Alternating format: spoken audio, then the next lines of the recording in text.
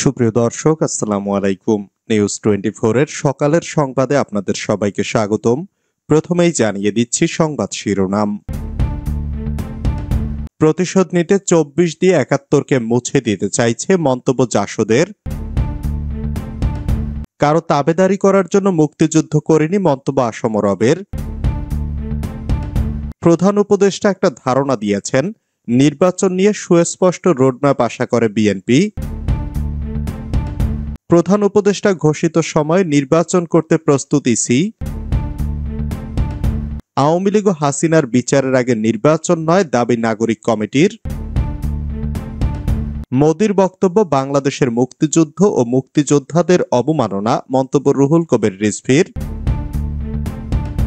মাইকে শেখ মুজিবের বক্তব্য বাজানোর অভিযোগে চেয়ারম্যান গ্রেফতার। শহীদ মিনারে উস্কানিমূলক স্লোগান, বিএনপির দুই পক্ষের সংঘর্ষ। এতক্ষণ শুনছিলেন সংবাদ শিরোনাম। পুরো খবর পেতে ভিডিওটি শেষ পর্যন্ত দেখুন। সর্বশেষ সংবাদ পেতে চ্যানেলটি সাবস্ক্রাইব করুন।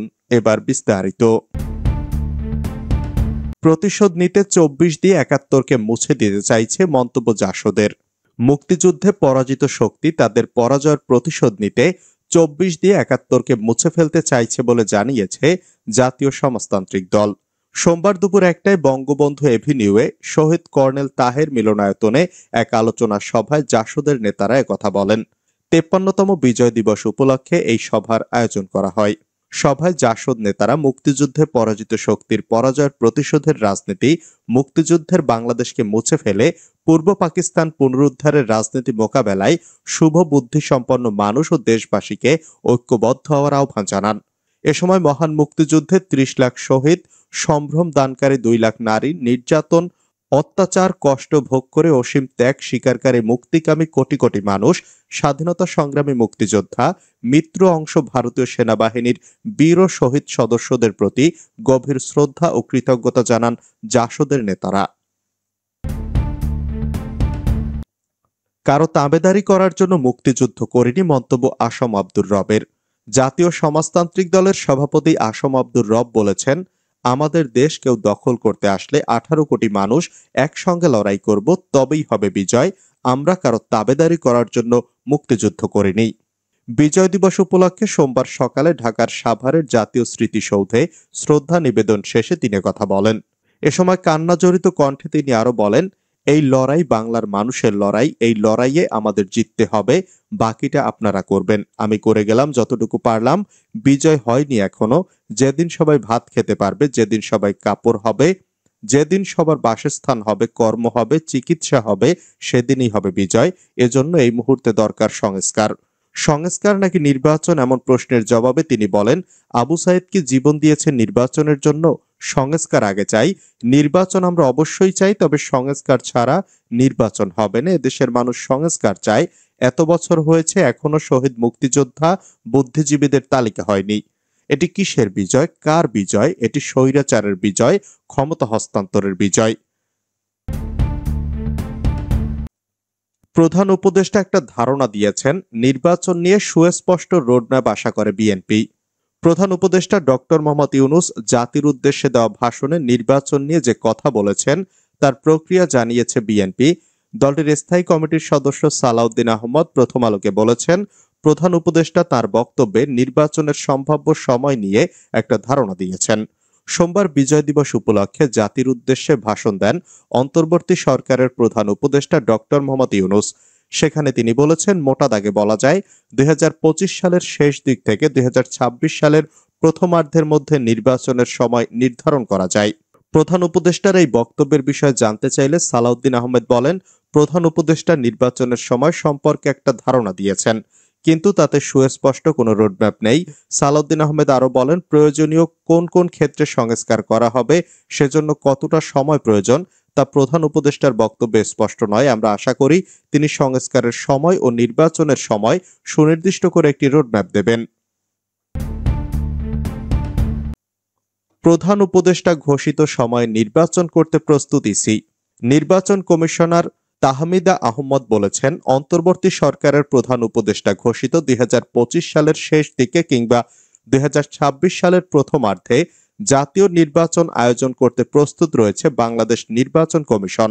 সোমবার দুপুরে এক ব্রিফিংয়ে সাংবাদিকদের এ তথ্য জানান তিনি। এর আগে অন্তর্বর্তী সরকারের প্রধান উপদেষ্টা অধ্যাপক ডক্টর মোহাম্মদ ইউনূস বলেছেন, ২০২৫ সালের শেষ থেকে ২০২৬ সালের প্রথমার্ধে দেশে জাতীয় নির্বাচন হতে পারে। সকাল 10টায় মহান বিজয় দিবস উপলক্ষে জাতির উদ্দেশ্যে দেওয়া ভাষণে নির্বাচনের রূপরেখা তুলে ধরে একথা বলেন তিনি। আওয়ামী লীগ ও হাসিনার বিচারের আগে নির্বাচন নয়, মন্তব্য নাগরিক কমিটির। জাতীয় নাগরিক কমিটির আহ্বায়ক নাসির উদ্দিন পাটোয়ারি বলেছেন, খুনি হাসিনা ও আওয়ামী লীগের বিচার ছাড়া বাংলাদেশে কোনো নির্বাচন হবে না। আগামীতে যারা এই বিচারের আগে নির্বাচনের পায়তারা করবে, আমরা তাদের জাতীয় শত্রু ও বেঈমান হিসাবে ধরে নেব। সোমবার জাতীয় নাগরিক কমিটি আয়োজিত বিজয় শোভাযাত্রা শেষে তিনি এসব কথা বলেন। তিনি বলেন, গত 53 বছরের ফ্যাসিস্ট রাজনীতি ও 24-এর খুনের বিচারহীন কোনো দল যদি বাংলাদেশে থেকে যেতে চায়, তাদের আমরা ওয়াশ আউট করব, দেশ থেকে বিতাড়িত করব। বিচারের আগে কোনো নির্বাচন নয়, আগে বিচার পরে নির্বাচন। মোদির বক্তব্য বাংলাদেশের মুক্তিযুদ্ধ ও মুক্তিযোদ্ধাদের অবমাননা। বিজয় দিবসের র্যালি শেষে মন্তব্য রিজভির। বিএনপির সিনিয়র যুগ্ম মহাসচিব রুহুল কবির রিজভী বলেছেন, বাংলাদেশকে নিয়ে ভারতের প্রধানমন্ত্রী নরেন্দ্র মোদির বক্তব্য বাংলাদেশের মুক্তিযুদ্ধ ও মুক্তিযোদ্ধাদের অবমাননার শামিল। সোমবার কেরানীগঞ্জে বিজয় র্যালি শেষে এসব কথা বলেন।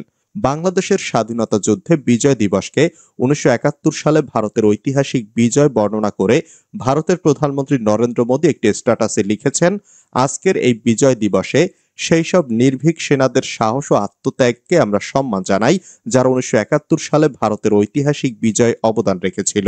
এর তীব্র প্রতিবাদ জানিয়ে বিএনপির এই নেতা বলেন, 1971 সালে পাকিস্তানিদের সঙ্গে আমাদের মুক্তিযুদ্ধ ছিল বাংলাদেশের স্বাধীনতার যুদ্ধ। 30 লাখ শহীদের রক্তের বিনিময়ে 2 লাখ মা বোনের ইজ্জতের বিনিময়ে আমরা একটি স্বাধীন দেশ পেয়েছি। এই স্বাধীনতা যুদ্ধকে ভারত নিজেদের অর্জন হিসাবে দাবি করা মানে বাংলাদেশের স্বাধীনতা, সার্বভৌমত্ব ও অখণ্ডতাকে অস্বীকার করা, 30 লাখ শহীদ ও 2 লাখ মা বোনদের ইজ্জতকে তুচ্ছ-তাচ্ছিল্য করা। তিনি বলেন, আমরা রক্ত দিয়ে পিন্ডির কাছ থেকে স্বাধীনতা ছিনিয়ে এনেছি, দিল্লির কাছে মাথা নত করতে নয়। তিনি মোদির বক্তব্যের তীব্র প্রতিবাদ জানিয়ে আরো বলেন, 16 ডিসেম্বর 1971 ছিল বাংলাদেশের বিজয়ের দিন। ভারত ছিল এই বিজয়ের মিত্র, এর বেশি কিছু নয়। মাইকে শেখ মুজিবের বক্তব্য বাজানোর অভিযোগে চেয়ারম্যান গ্রেফতার।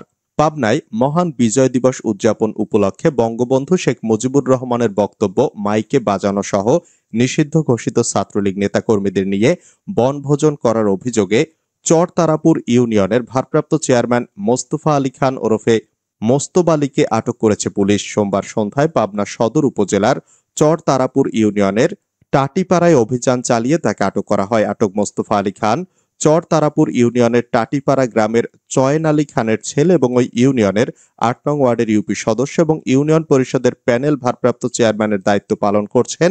তিনি একই ইউনিয়নের ওয়ার্ড আওয়ামী সভাপতির দায়িত্বেও রয়েছেন।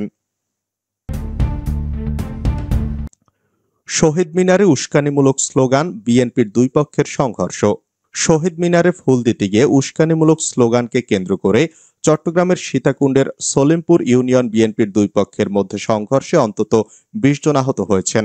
সোমবার দুপুর 2টার দিকে ফৌজদারহাট কেএম উচ্চ বিদ্যালয় এলাকায় এ সংঘর্ষের ঘটনা ঘটে। আহত ব্যক্তিদের মধ্যে 7 জনকে সীতাকুণ্ড ও চট্টগ্রাম নগরের বিভিন্ন হাসপাতালে ভর্তি করানো হয়েছে। এর মধ্যে 4 জনকে উপজেলার ভাটিয়ারিতে বাংলাদেশ শিপ ব্রেকার্স অ্যাসোসিয়েশন হাসপাতালে, একজনকে চট্টগ্রাম নগরের বেসরকারি হাসপাতাল আলামিনে এবং 2 জনকে চট্টগ্রাম মেডিকেল কলেজ হাসপাতালে চিকিৎসার জন্য পাঠানো হয়েছে।